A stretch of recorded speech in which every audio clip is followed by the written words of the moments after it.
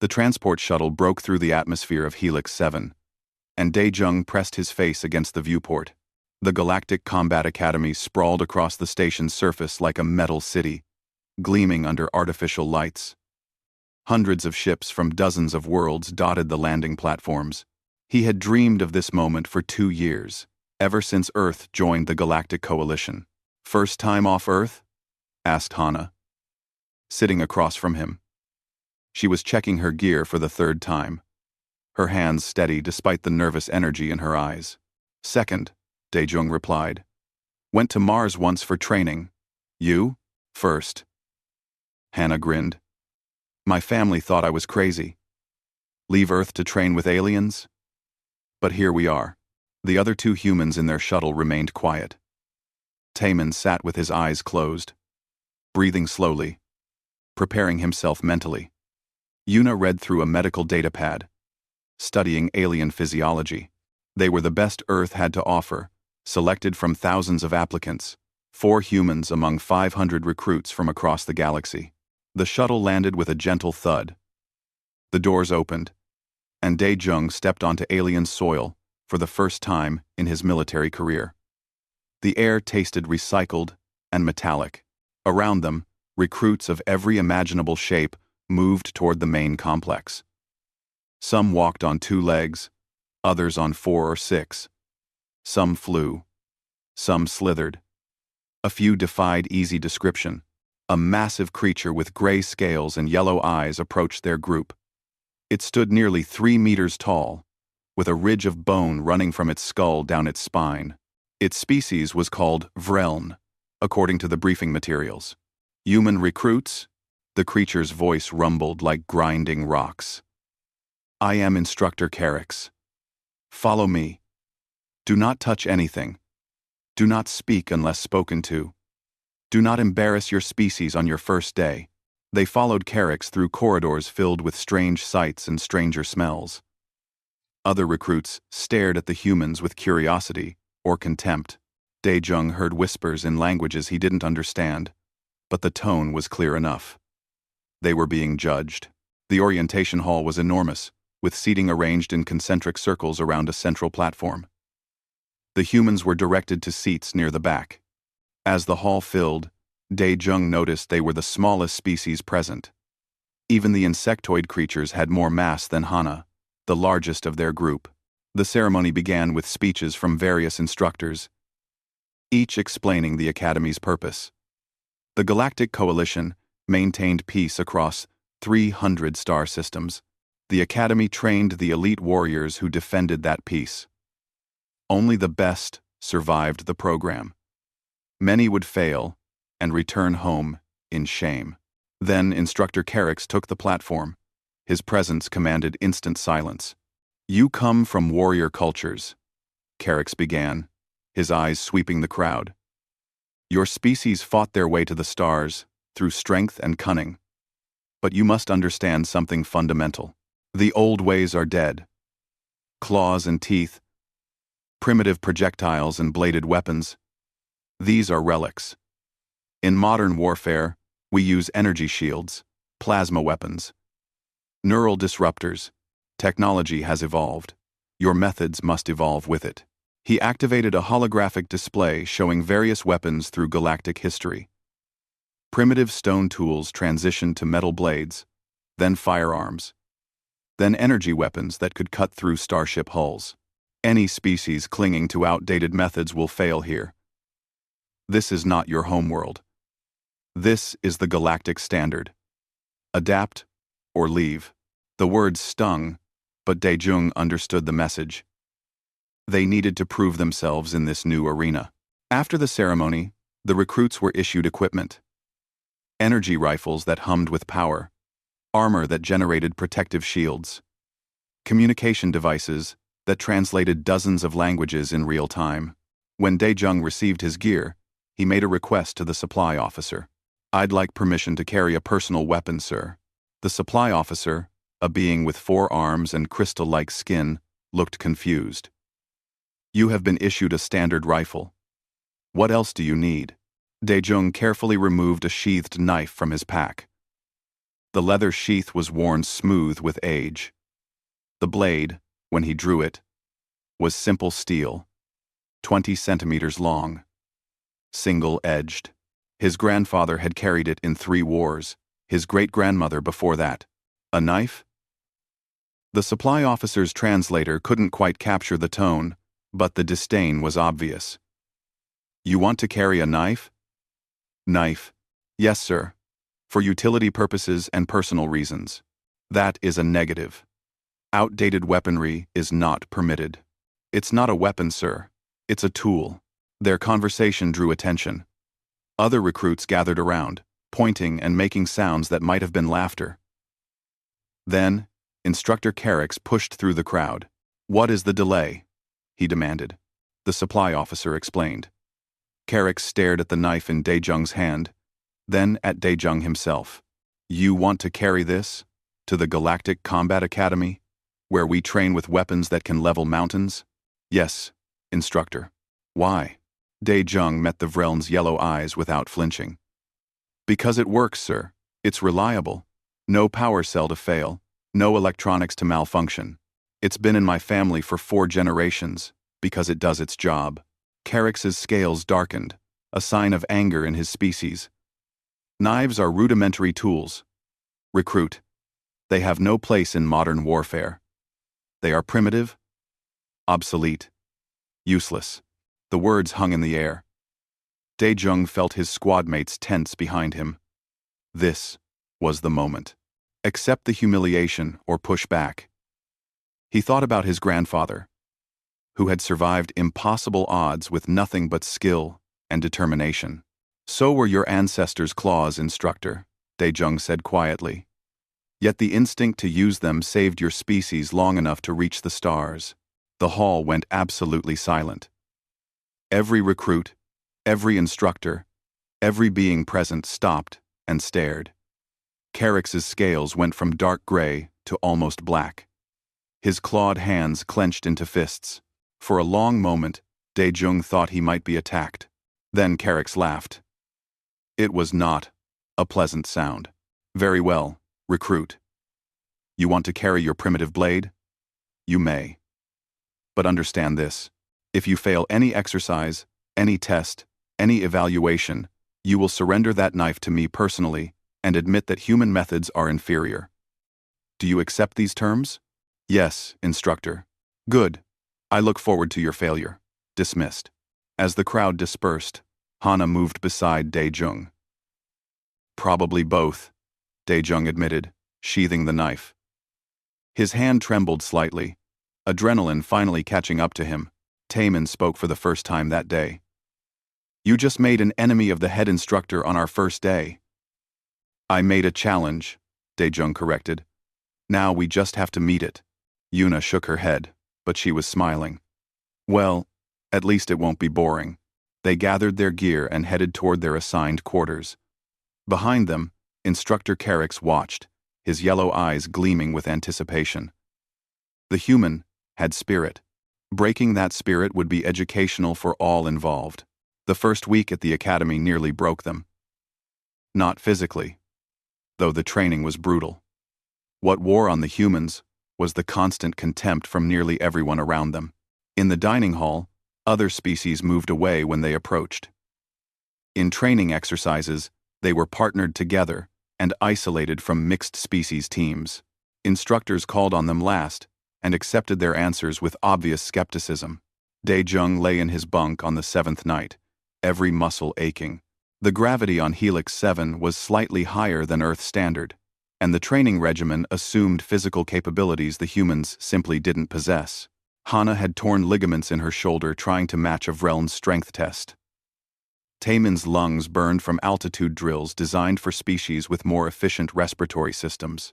Maybe they're right, Hana said quietly from her bunk. Maybe we don't belong here. We belong, Daejung replied, though doubt gnawed at him too. What advantages? Taemin asked. We're slower, weaker, smaller. Our weapons training is outdated. What do we have? Yuna sat up, scrolling through her datapad. She had been studying constantly since they arrived. I've been looking at the medical files they gave us access to. Most species here have interesting limitations. The Vreln are incredibly strong, but their scales limit flexibility.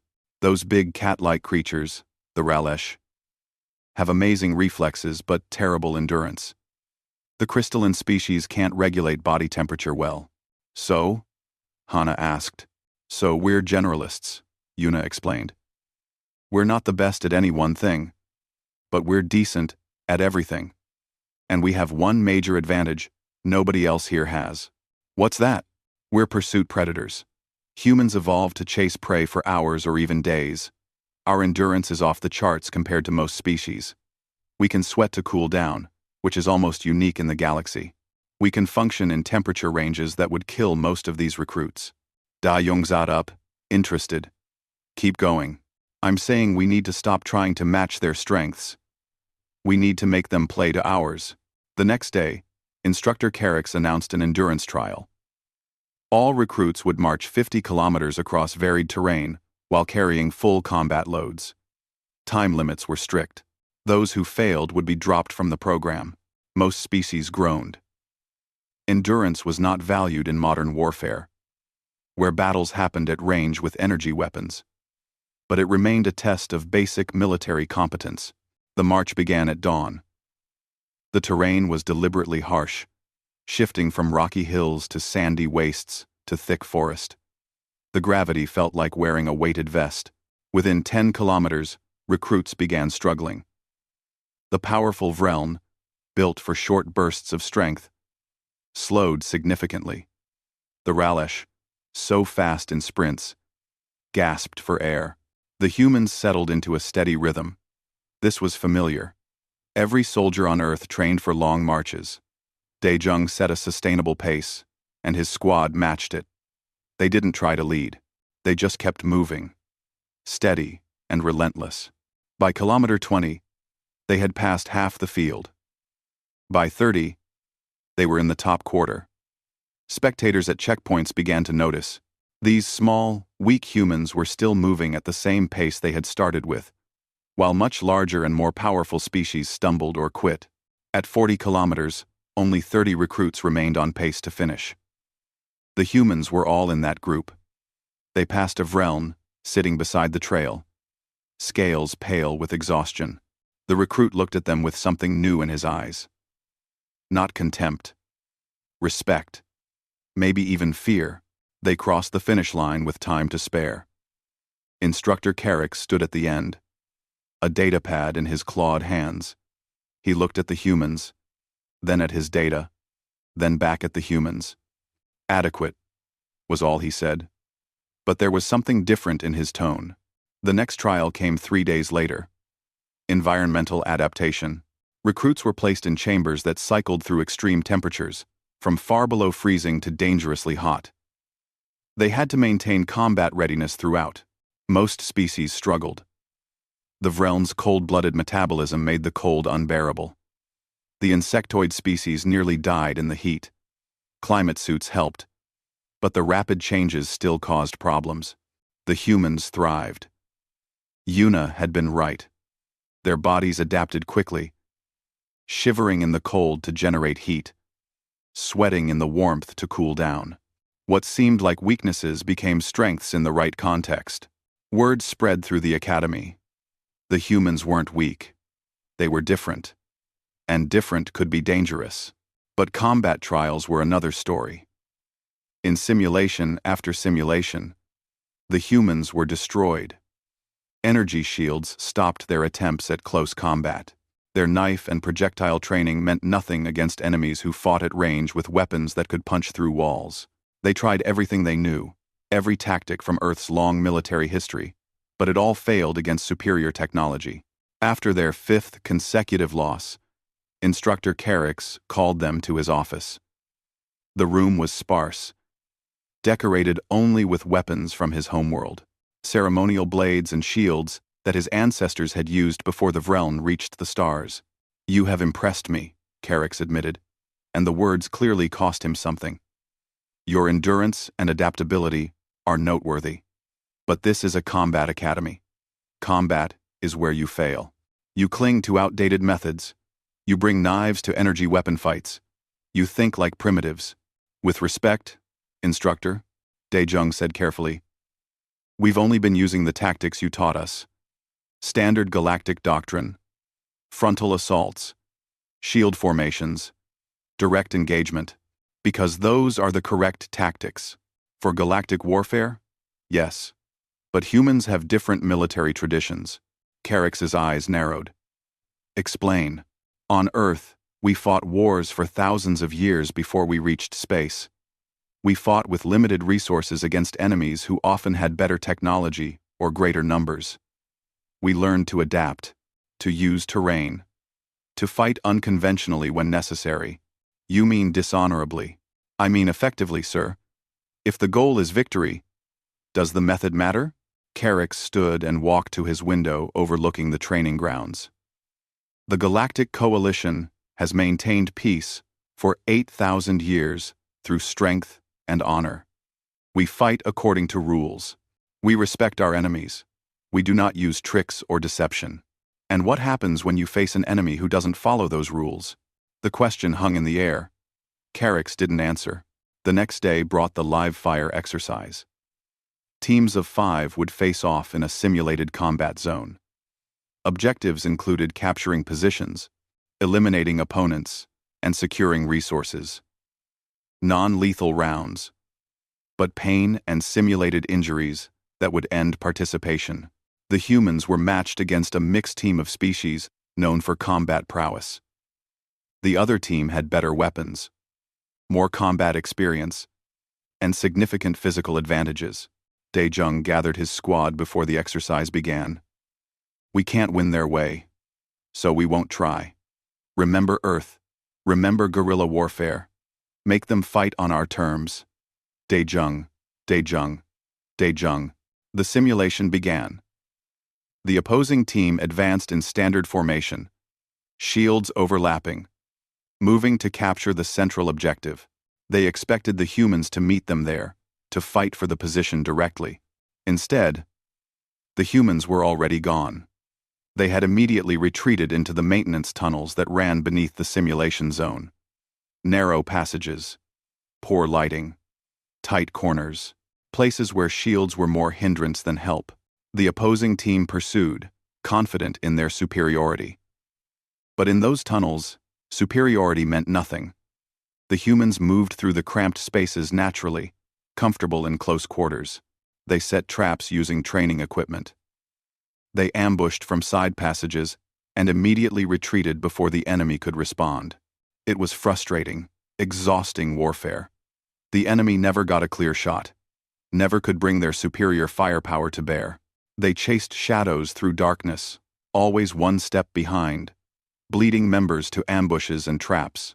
After 2 hours, the opposing team commander called for withdrawal. They had been reduced to 2 members, still combat capable. The humans had won without ever taking the central objective or fighting a single direct engagement. Instructor Carrick's reviewed the exercise footage in silence. The tactics were foreign to him, dishonorable by galactic standards, but undeniably effective. When he called the humans to his office again, his expression was unreadable. "You fought like cowards," he said. "We fought like humans," Daejung replied. "We survived and completed our objectives. Your tactics would be considered violations of warfare protocols in any galactic conflict. Then maybe those protocols need reconsidering, sir." Carrick's was quiet for a long moment. Then, he did something unexpected. He smiled, showing rows of sharp teeth. "Perhaps you are correct, recruit. Perhaps there is something to learn from your primitive methods, after all." Instructor Carrick's had been reviewing human military history for 3 weeks, and what he found disturbed him deeply. He sat in his private quarters late into the station's artificial night, reading accounts of Earth's wars through translated documents. The galactic database had extensive files on humanity now that Earth had joined the coalition. The numbers were staggering. Humans had been at war, somewhere on their planet, for their entire recorded history. Sometimes, multiple wars simultaneously.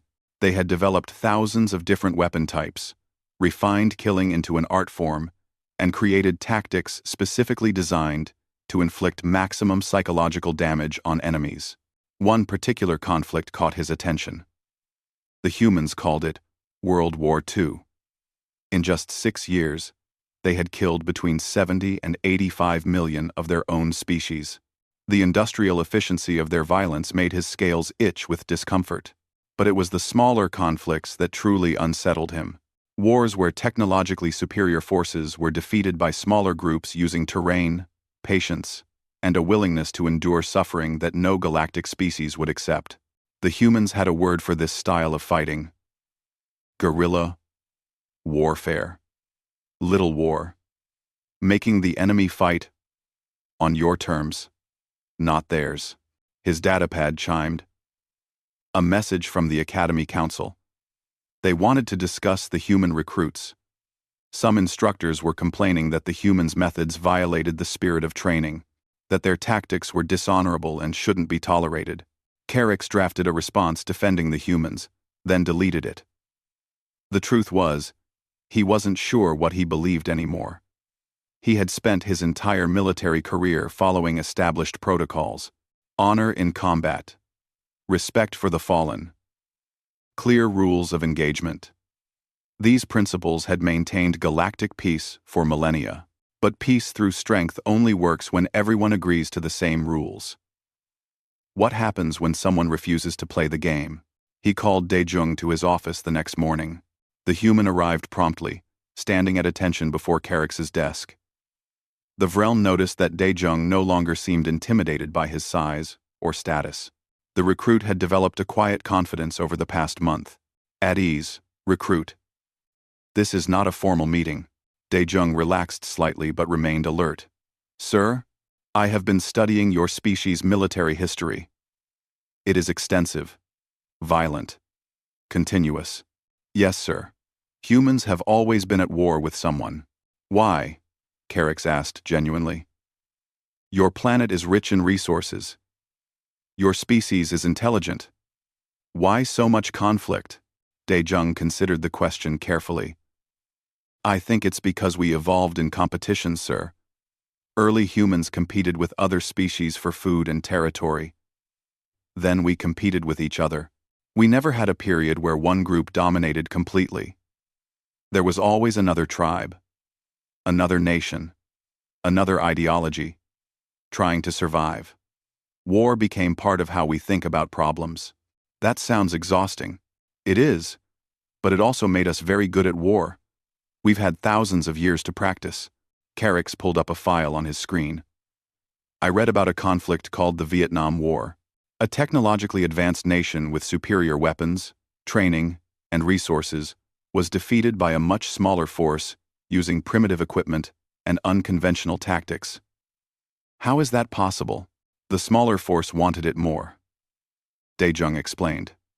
They were fighting for their homes. The larger nation was fighting for political reasons.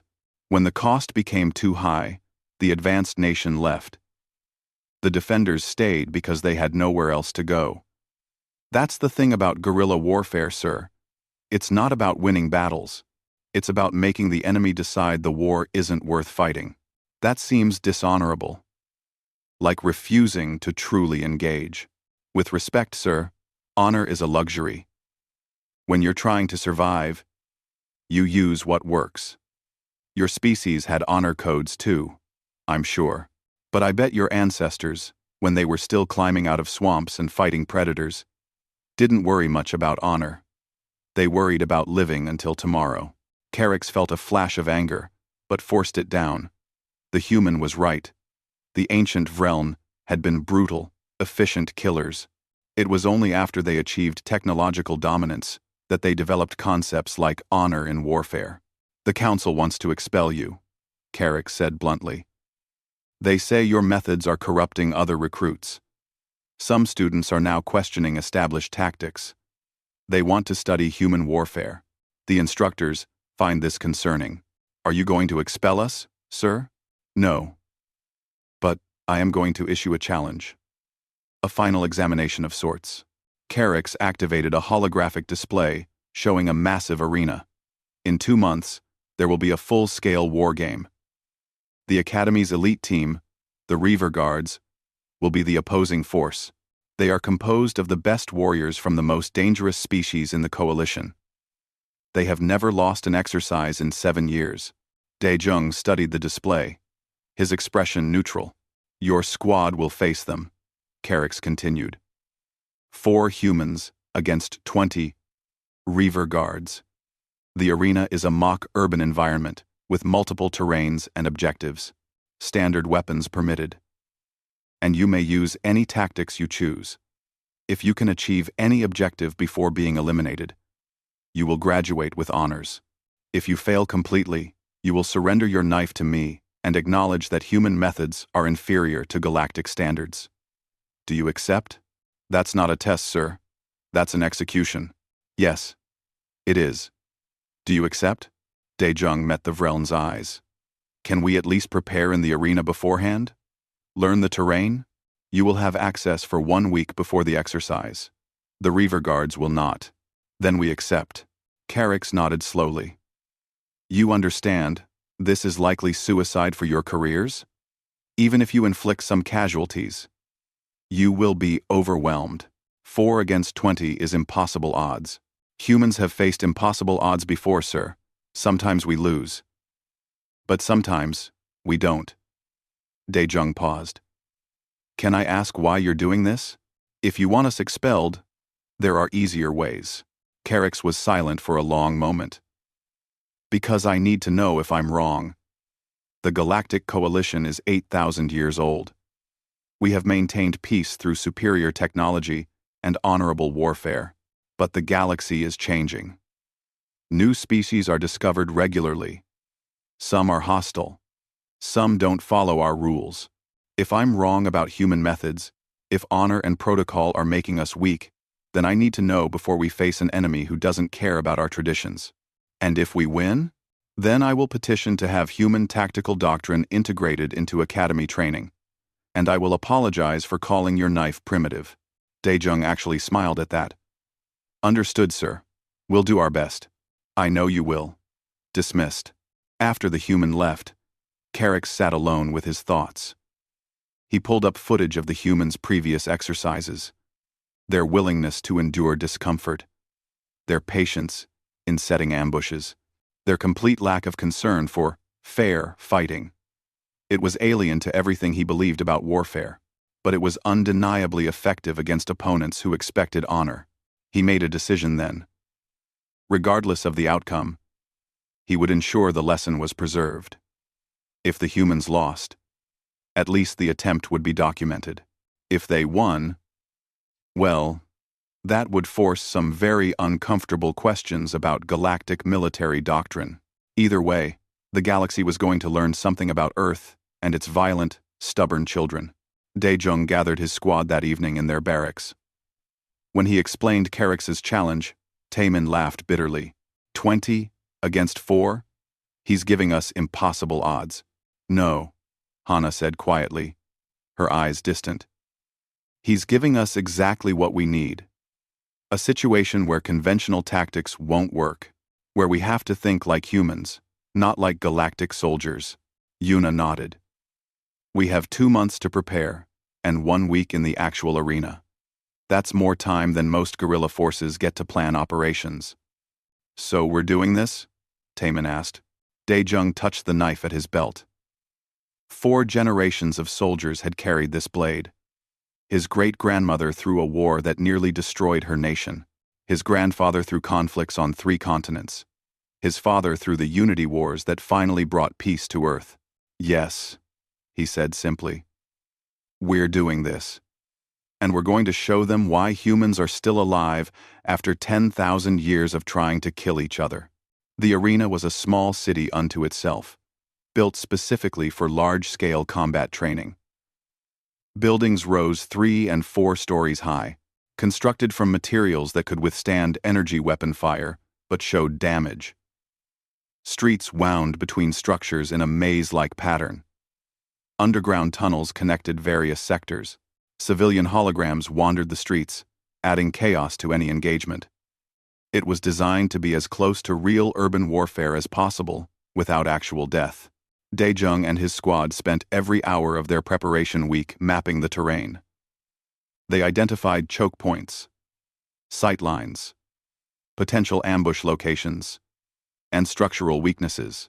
Hana, with her demolitions background, marked buildings that could be collapsed safely.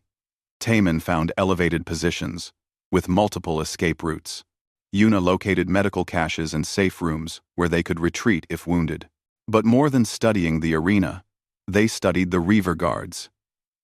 The elite unit's exercise recordings were public record, available for analysis. The humans watched dozens of their previous engagements, noting patterns. "They're good," Taemin admitted, watching a recording where the Reavers eliminated an opposing force in under 20 minutes. "Very good. They move like a single organism. Perfect coordination. They also fight the same way every time," Daejung observed. "Shield wall advance. Overwhelming firepower. Occupy objectives and hold them.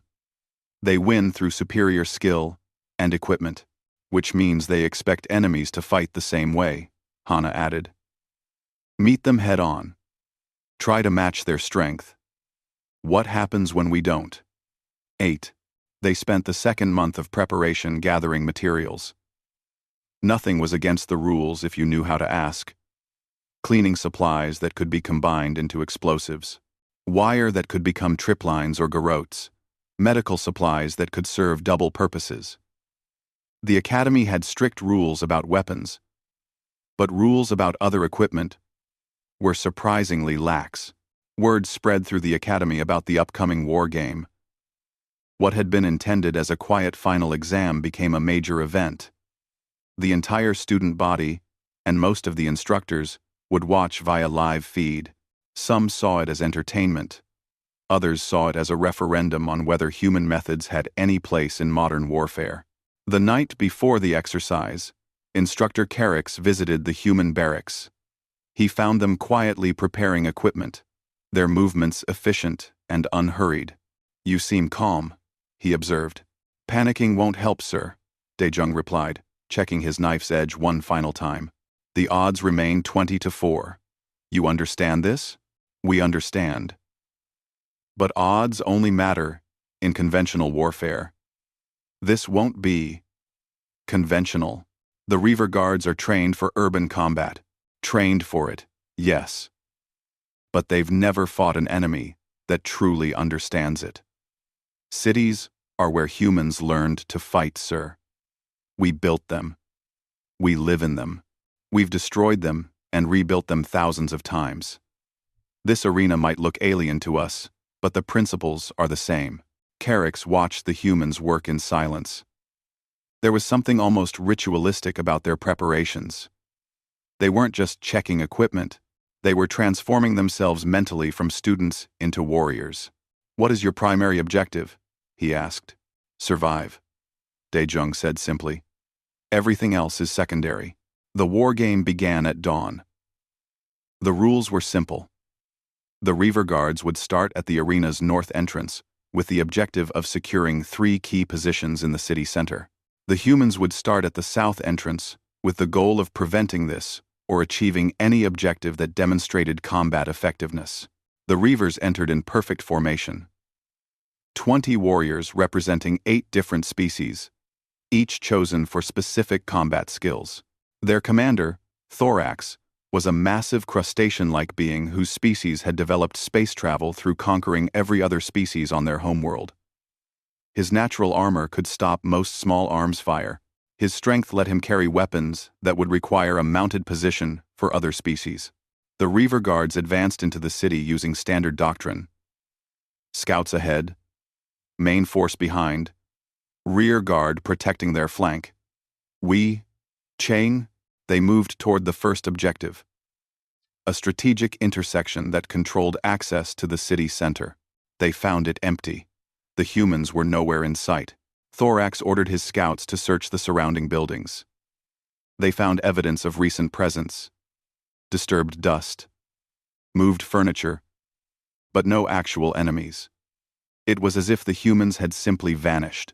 "They're hiding," one of the Reaver lieutenants suggested. "Afraid to engage. Or setting a trap," Thorax replied. His species hadn't conquered their homeworld by being reckless. "Advance cautiously. Watch for ambushes." They moved to the second objective. Still no contact. The silence was unnerving. The arena sensors confirmed all 4 humans were still active somewhere in the city. But locating them was proving impossible. That's when the first explosion occurred. Not near the Reaver guards, but in a building behind their rear guard. The structure partially collapsed, blocking their retreat path. Non-lethal simulation, but the message was clear. "We can hit you whenever we want." Thorax ordered his forces to spread out, searching aggressively. They split into smaller teams to cover more ground. This was exactly what Dae-jung had hoped for. The humans struck from the shadows. A Reaver scout entering a building found tripwires that triggered flashbangs. Blinded and disoriented, he was eliminated by Taemin from a concealed position 3 buildings away. Another team pursuing movement through an alley found themselves cut off when Hana collapsed both entrances, trapping them in a kill zone where Dae-jung and Yuna eliminated them with precise fire. The Reaver guards were being hunted in an urban environment, and they suddenly realized they had no idea where their enemies actually were. Every building could hide an ambush. Every street could be a trap. The holographic civilians made targeting even harder. The humans used them as cover, making the Reavers afraid to fire without confirming targets. Thorax pulled his remaining forces back, regrouping at the first objective. They had lost 6 members already, without inflicting a single casualty on the humans. This was supposed to be a demonstration of galactic superiority, not a humiliating defeat. "New plan," Thorax announced. "We hold this position and force them to come to us. They can't win without eliminating us." But the humans didn't need to eliminate the Reavers. They needed to complete an objective. While Thorax consolidated his defense, Hana was in the tunnels beneath the city, planting charges. Her objective wasn't the Reaver guards. It was the command center that controlled the arena's systems. The explosion that followed wasn't part of the simulation. It was Hana, using chemistry and patience, to disable the security systems that gave the Reavers tactical information. Suddenly their advanced sensors were useless. They were fighting blind. Dae-jung watched from a concealed position as the Reaver guards tried to adapt. They were confused, frightened, and angry. Good. Fear makes people make mistakes. He keyed his radio. "Taemin, Yuna, begin harassment fire. Make them think we're everywhere." For the next hour, the Reavers faced a nightmare. Shots from windows, then silence.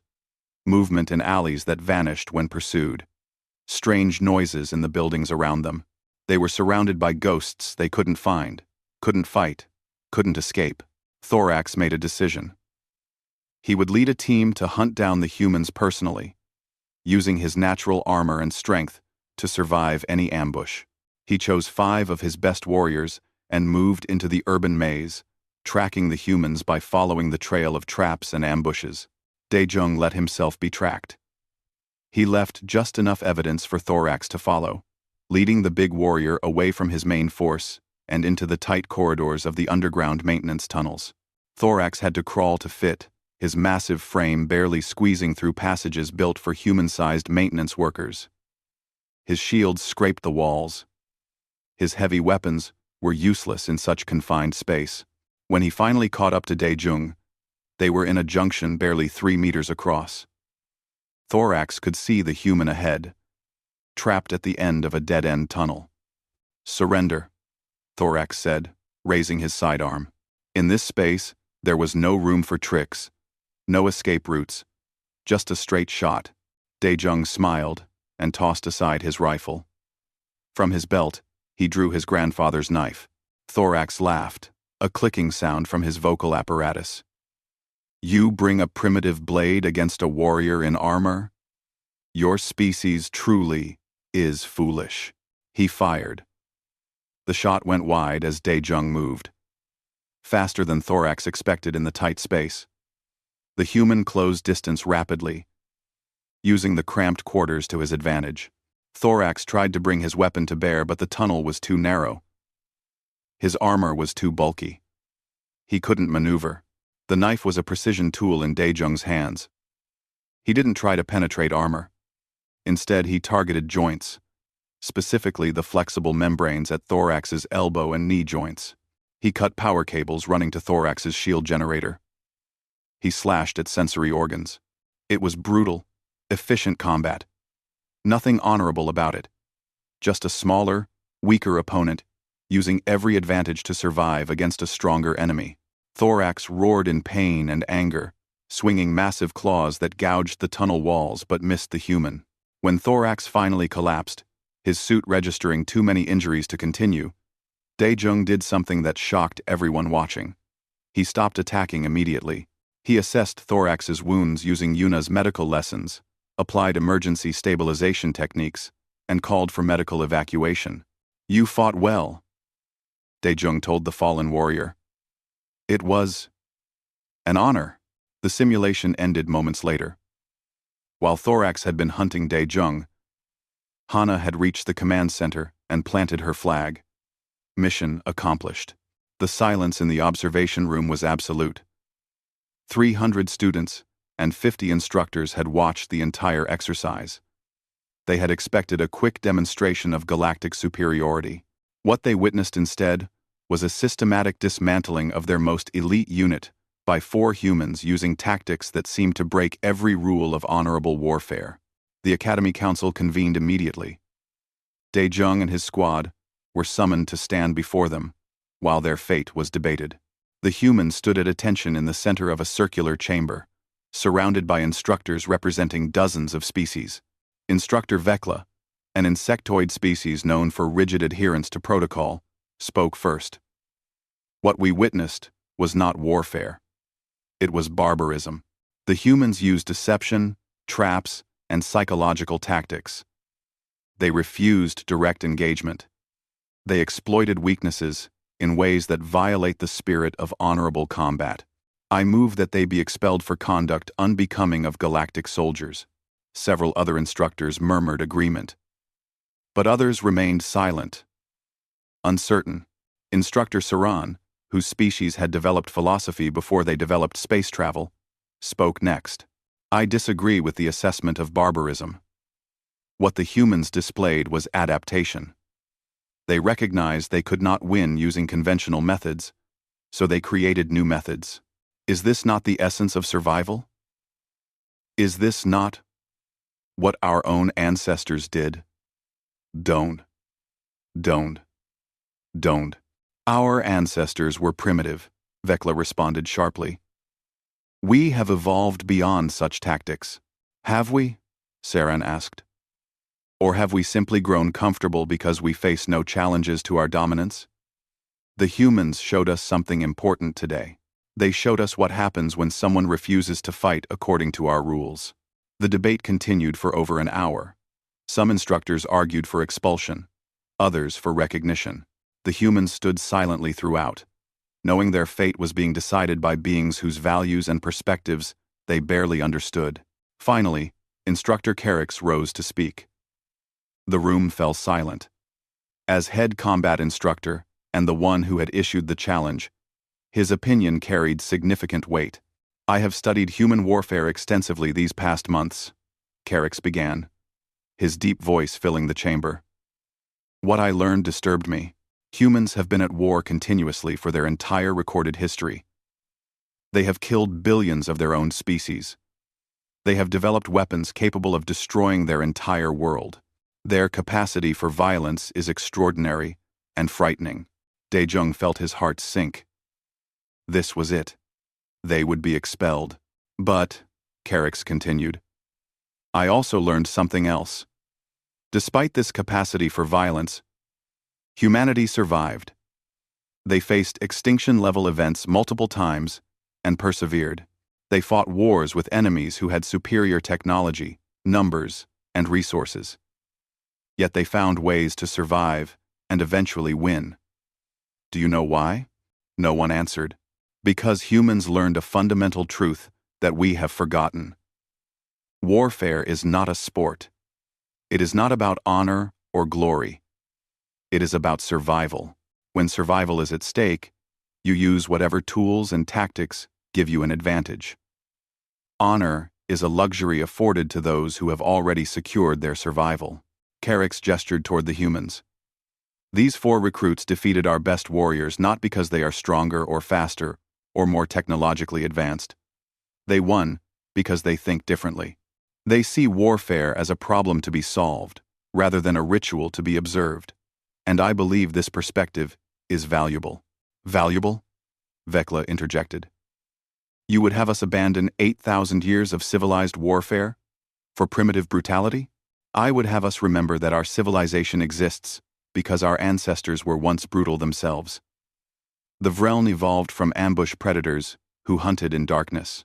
Your species, Instructor Vekla, conquered your homeworld through numerical superiority and hive tactics that overwhelmed enemies. Every species here has a violent past. We have simply chosen to forget it. Carix turned to address the full council. The galaxy is changing. We make contact with new species regularly. Some are peaceful, some are hostile. What happens when we encounter an enemy who fights like these humans? Who refuses to honor our protocols? Who uses tactics we consider dishonorable? Will our forces know how to respond? Or will they be as helpless as the Reaver Guards were today? The question hung in the air. It was the concern that had been growing in Carix's mind for weeks. The Galactic Coalition had maintained peace through strength and honor. But that peace was predicated on everyone agreeing to the same rules. What happens when someone doesn't? I propose, Carix said carefully, that we not only allow the humans to graduate, but that we learn from them. Create a new course of study. Adaptive combat theory. Teach our soldiers to think like these humans when necessary, not to replace our traditions, but to supplement them, to ensure we are prepared for any threat. The debate continued for another hour, but Carix's words had shifted the momentum. Finally, the council voted. By a narrow margin, the humans would be permitted to graduate with honors. Moreover, their tactics would be studied and incorporated into advanced training for volunteers who wanted to learn unconventional warfare. When the decision was announced, Dae-jung felt a weight lift from his shoulders. They had done it, against impossible odds, using methods that seemed wrong to everyone around them. They had proven that human warriors belonged among the stars. Instructor Carix approached them after the council dispersed.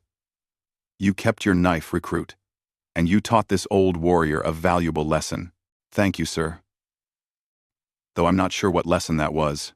That evolution never ends. We evolve as species, but we must also evolve as warriors.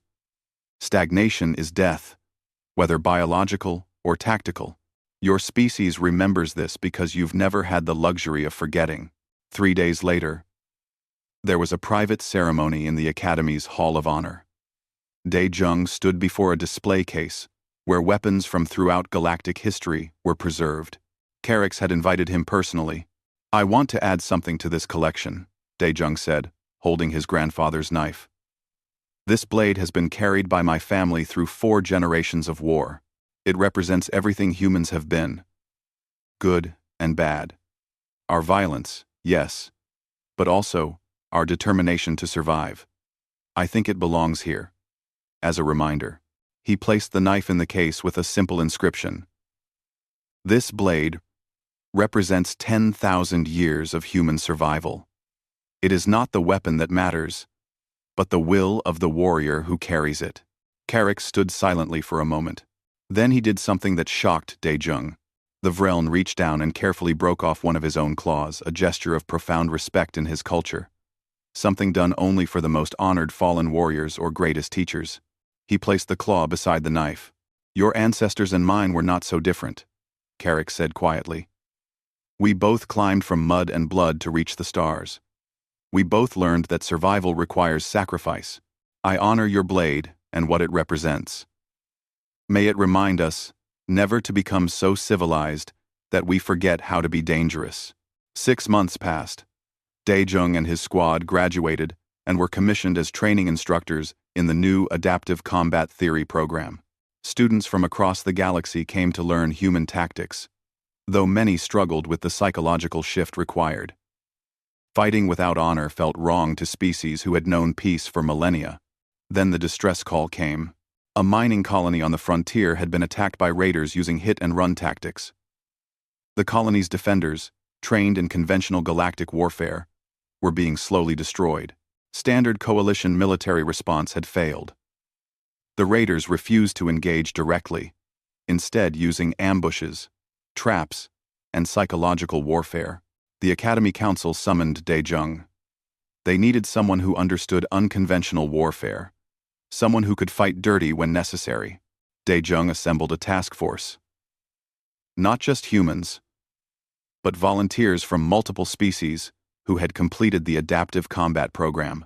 They included Vecta, the insectoid who had befriended Hana during their first weeks at the Academy. Thorax, recovered from his injuries and determined to learn from his defeat. A Vreln warrior named Kaden, who had studied under Carix. 20 soldiers total, representing 8 species, all trained to think like humans when necessary. On the transport ship heading toward the frontier, Daejung gathered his mixed species team. They looked at him with respect earned through shared training and proven effectiveness. These were warriors who had learned to set aside notions of honor when survival required it. The raiders expect galactic forces, Daejung explained, reviewing tactical data. They expect shield walls and direct assaults. They've built their entire strategy around defeating conventional tactics. So we don't give them conventional, Vecta said, her mandibles clicking with anticipation. Exactly. We give them what humans gave the galaxy. Thorax, massive and armored, leaned forward. Will we use your primitive blade tactics? Daejung smiled and unsealed a case containing a knife identical to his grandfather's. The blade caught the light, simple and deadly.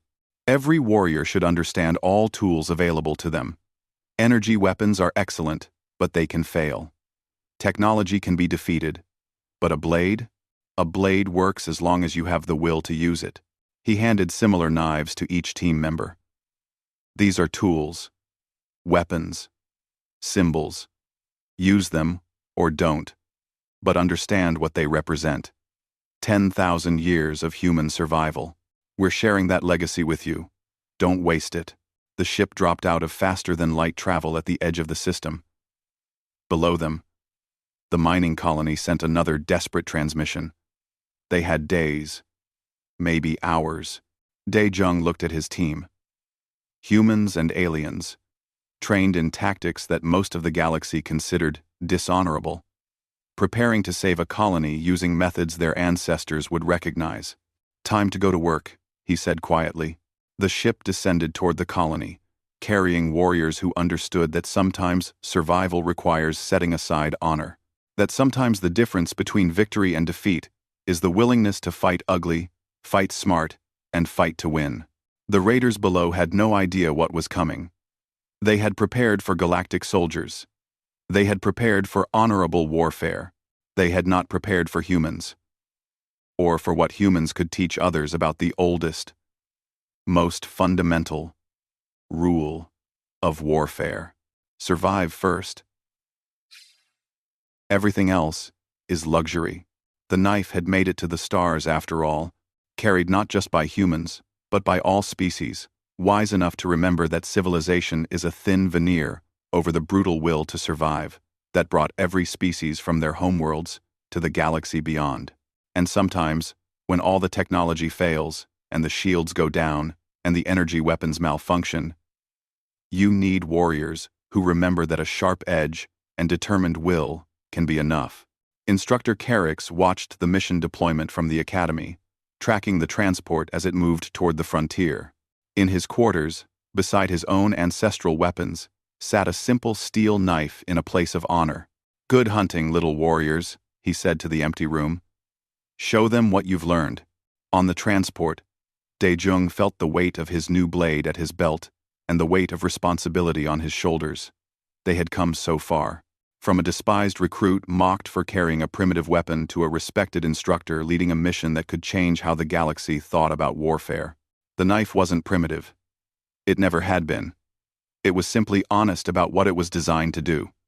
No pretense. No honor. Just a tool that had helped humanity survive long enough to reach the stars and teach other species what survival truly required. As the colony loomed larger in the viewport, Daejong smiled. The war wasn't a game anymore. It was real. It was necessary. And they were ready.